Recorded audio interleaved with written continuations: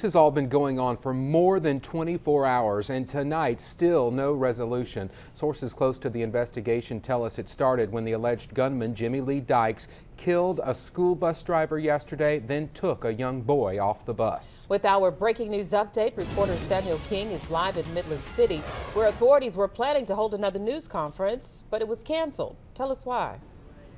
Well, Valerie, just seconds ago, one of the authorities came out and said they're not going to hold this press availability right here at 10 o'clock as had been planned and has been told since earlier today.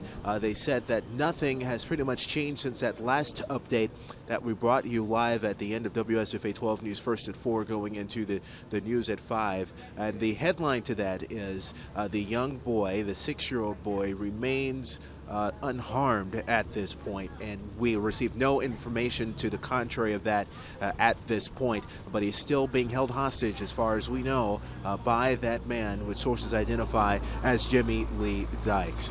Throughout the day, law enforcement has steadily increased a presence here. They brought in more equipment and more manpower to this location out here. We've actually been moved, the media post here has been moved a little bit to accommodate that. And of course, as I've mentioned, we've seen a lot of activity here today, but the negotiations continue too. And what law enforcement is stressing, Valerie and Mark, is that they want to bring this to the best possible solution. And that is probably why a lot of information that neighbors and witnesses and people who know the family are telling the media they're not releasing at this point because of the sensitivity of the negotiations and what's going on here.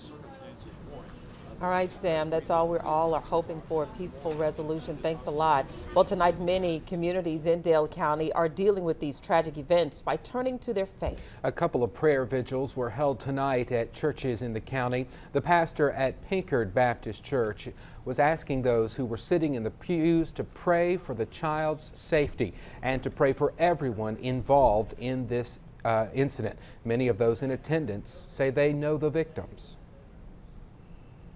Searching for answers, searching for a way to learn how to live with what has taken place. And that's what's going to happen in a time of grieving.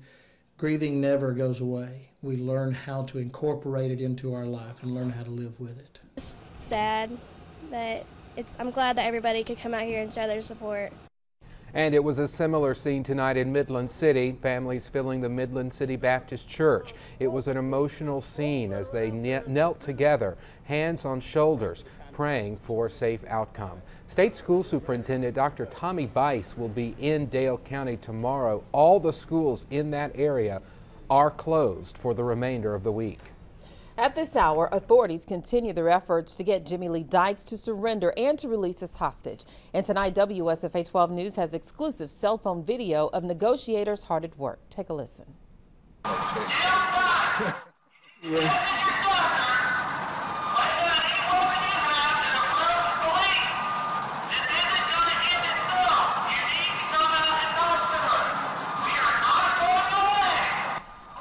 And as Sam mentioned, authorities tell us the 6-year-old boy being held by Dykes is fine. He was given medication he needs earlier today. Officials tell us they're using a PVC pipe connected to the bunker to communicate with Dykes.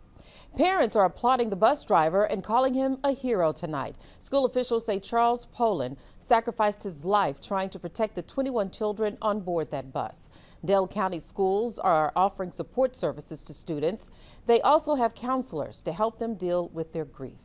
Well, coincidentally, legislation aimed at preventing this type of situation is already in position to move through the State House in next month's legislative session. Senator Cam Ward is sponsoring a bill to make trespassing on a school bus a criminal offense. Alabama's current trespassing law only applies to property and buildings. It does not specifically address school buses.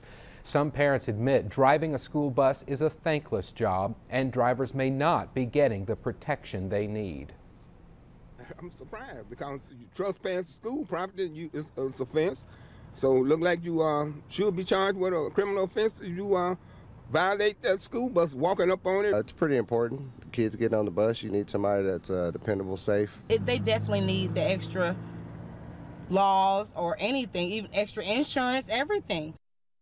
The bill was originally proposed last year. It has been pre-filed in the upcoming legislative session. WSFA 12 News is Alabama's news source and your source for the latest on this breaking news from Dale County. Stay with us online at WSFA.com, Facebook, and Twitter, and look for live updates tomorrow morning beginning at 4:30 on Today in Alabama.